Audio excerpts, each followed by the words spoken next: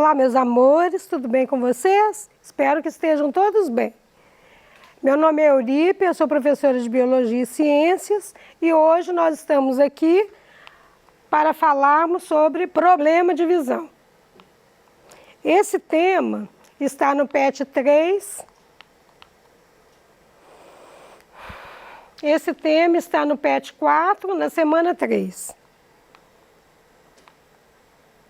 Na aula de hoje, nós vamos conhecer as principais patologias que acometem o olho humano, compreender os mecanismos da visão, explicar a importância da visão, interpretar a relação da visão na interação com o meio. Nós vimos na aula anterior que nossos olhos são órgãos muito importantes para a interação com o mundo. Vimos também que os olhos fazem parte do sistema sensorial e é por meio desse órgão dos sentidos que temos a capacidade de enxergar o nosso mundo à nossa volta. Esse sistema é de extrema precisão, mas de uma delicadeza que requer muitos cuidados. Os olhos são órgãos muito frágeis, né? É através das células especializadas presentes nos nossos olhos que conseguimos perceber o estímulo da luz. O nervo óptico conecta o olho ao cérebro que interpreta esses estímulos, né, luminosos, formando as imagens. Então aqui nós vamos revisar.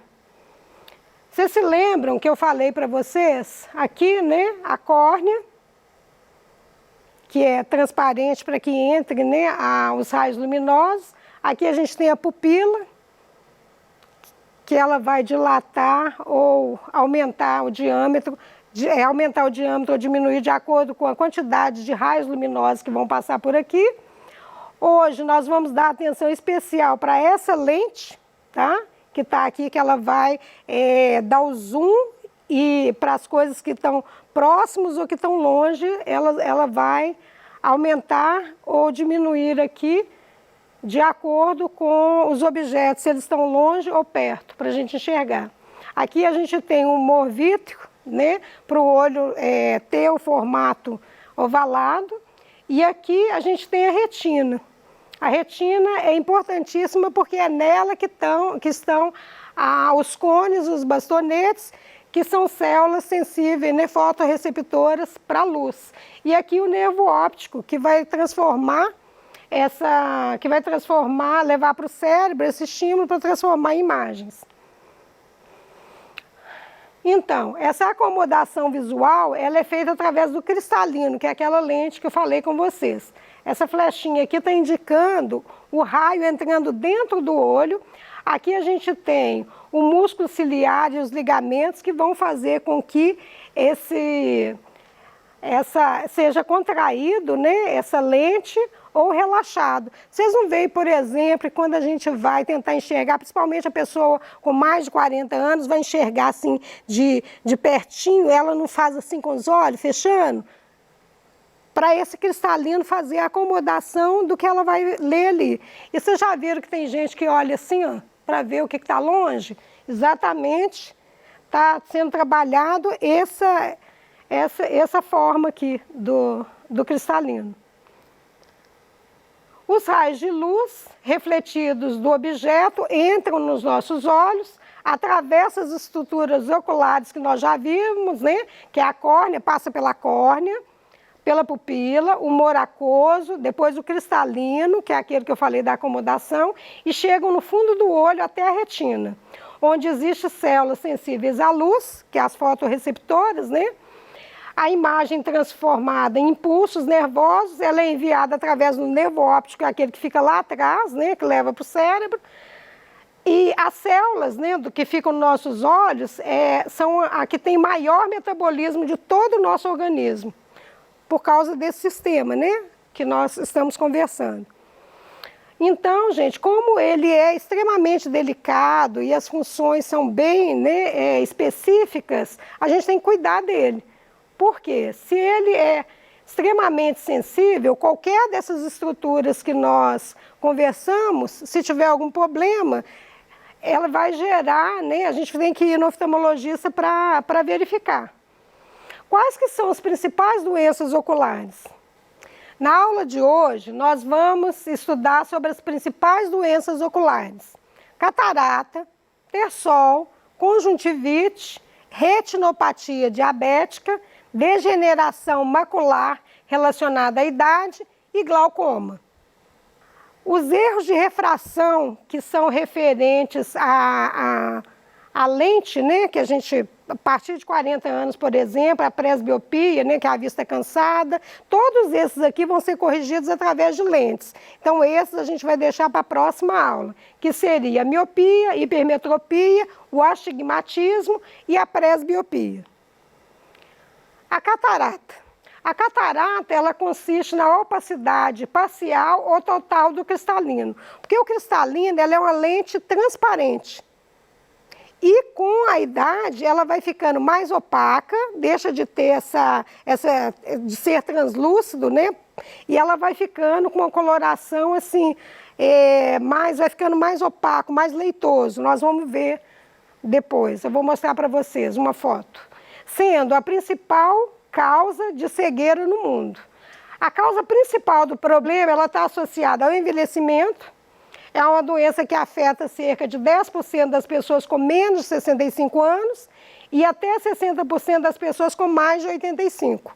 Vocês já viram, por exemplo, os nossos avós, ou até, né, para mim que tenho mais idade, os pais, né, a gente que vai fazer, eu vou fazer uma cirurgia de catarata, porque é comum essa patologia em pessoas, né, com mais de 65 anos, tá certo? Pode ocorrer também por causas hereditárias, quer dizer, se seu pai tem, né, pode ser que no seu gene tenha um gene para catarata, metabólicas e congênitas. Congênitas quando você já nasce, né, com a patologia. Aqui tem uma foto, né, da catarata. Notem aqui, ó, tá vendo aqui na pupila que está opaco, que não está translúcido. Quando você olha a pupila de uma pessoa que não tem essa patologia, você vai ver mais escurinho ali, não é? Ali não, ali está branquinho, ó. Antigamente, a doença terçol, ela era associada ao fato de negar comida a mulheres grávidas. Hoje nós sabemos que a doença não possui nenhuma relação com essa crendice. Bom, no meu tempo eu chamava de bonitinho. Se uma grávida estivesse perto de você, se estivesse comendo alguma coisa, sua mãe ou alguém que estivesse perto, falava assim, dá um pedaço para ela, porque senão vai te dar bonitinho. O bonitinho é o terçol, tá? Que o nome dele, né, o nome vulgar é terçol bonitinho, e o nome mesmo da patologia é ordeolo. Ele acontece por uma infecção das glândulas, né, meibomianas, que são aquelas...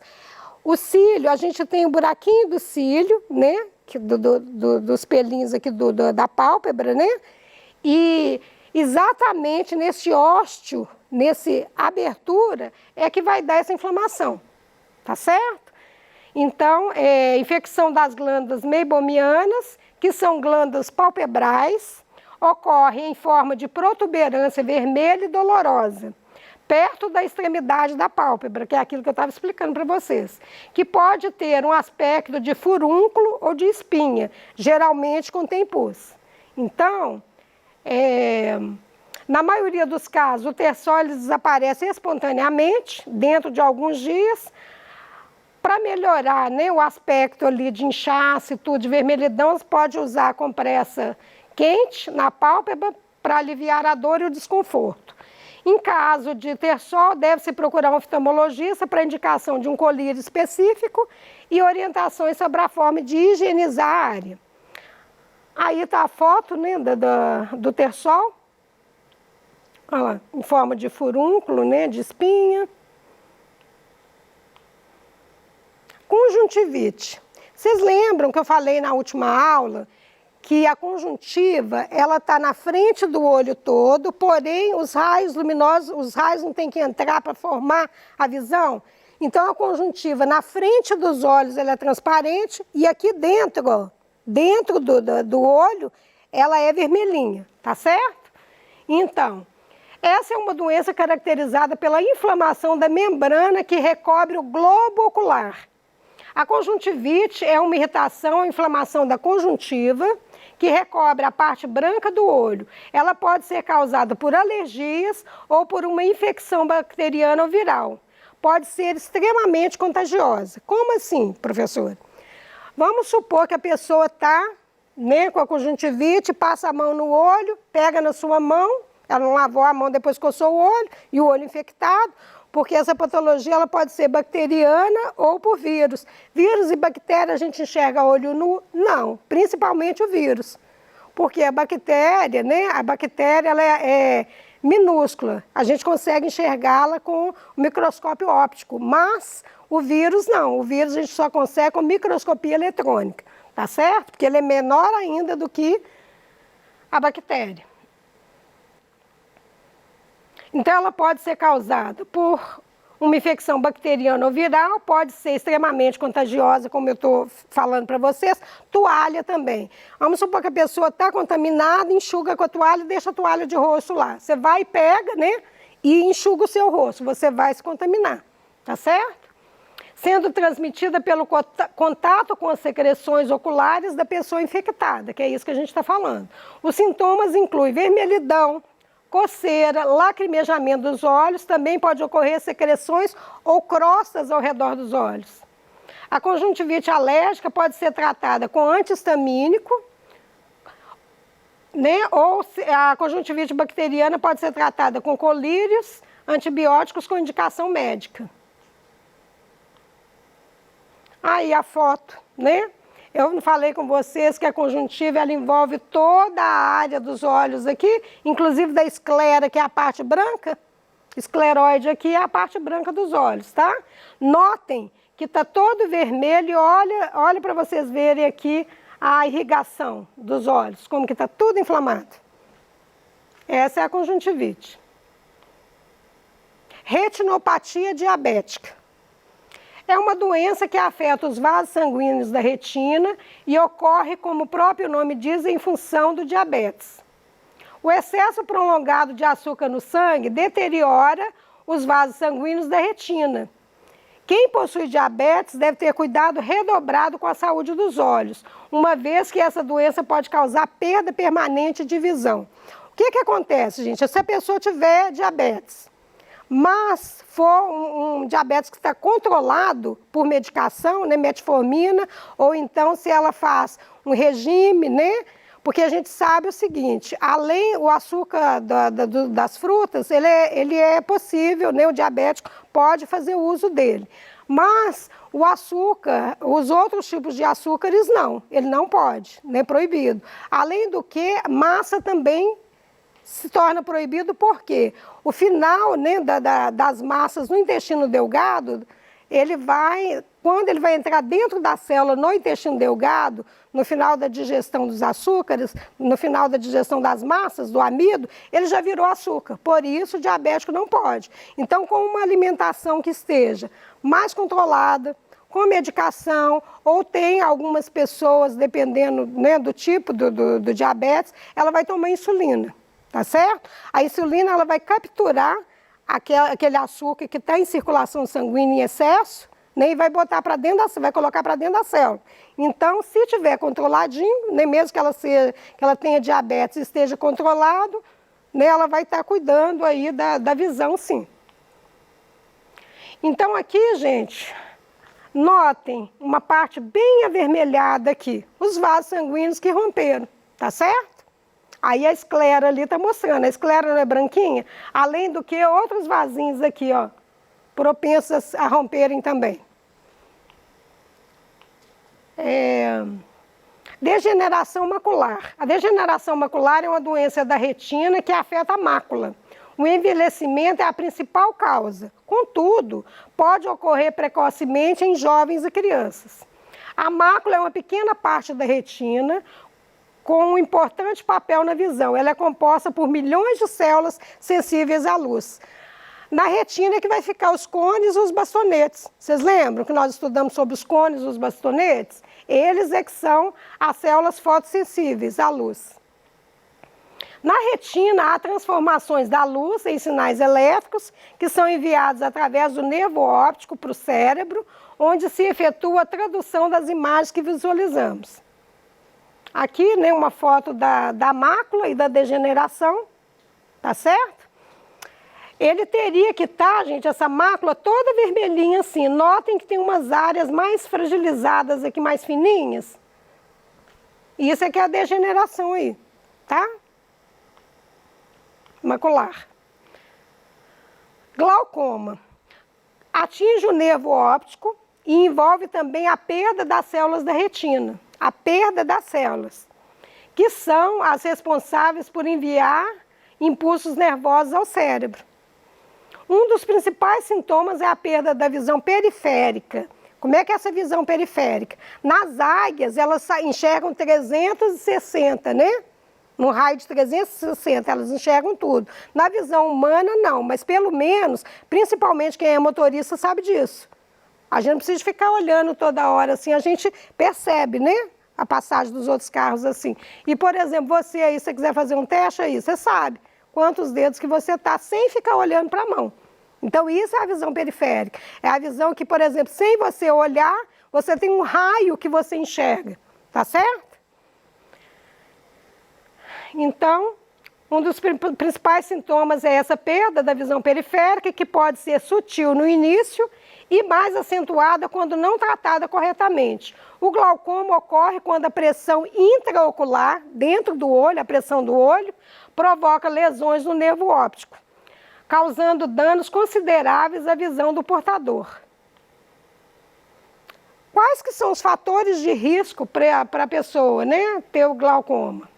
Histórico familiar de desenvolvimento da doença, pressão intraocular elevada, idade acima de 40 anos, pressão arterial alta, que aí vai estar alta em todos os lugares do corpo, né? Pode estar no olho também, que os vasinhos eles vão ramificando, né? Próximo do coração tem um calibre maior e distante sempre vai estar mais fino, ficando da espessura do cabelo que a gente chama de capilar, tá certo?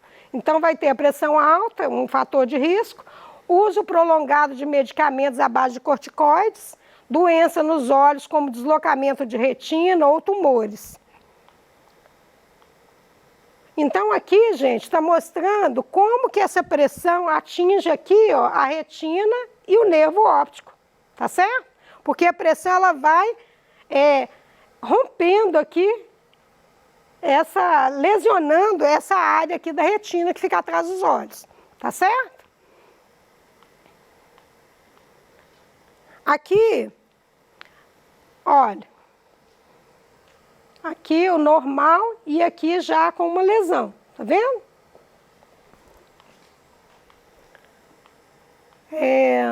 O que nós aprendemos na aula de hoje, gente? Nós aprendemos que os olhos, por executar as funções específicas, né, que eles são extremamente importantes, mas são super delicados, que nós devemos cuidar deles, que se tivermos uma predisposição referente às patologias que eu falei, sobre o que nós conversamos hoje, que a gente deve cuidar, né, dos olhos. E você conseguiria explicar a importância do cuidado com a visão na interação com o meio ambiente? A gente precisa dos olhos para tudo, né? Praticamente todas as funções que a gente vai exercer. Que os olhos requerem cuidados específicos, pois eles são delicados e frágeis e executam funções primordiais e de extrema precisão, como os órgãos dos sentidos. Eu agradeço a vocês pela companhia e me despeço por aqui. Até a próxima. Tchau, tchau.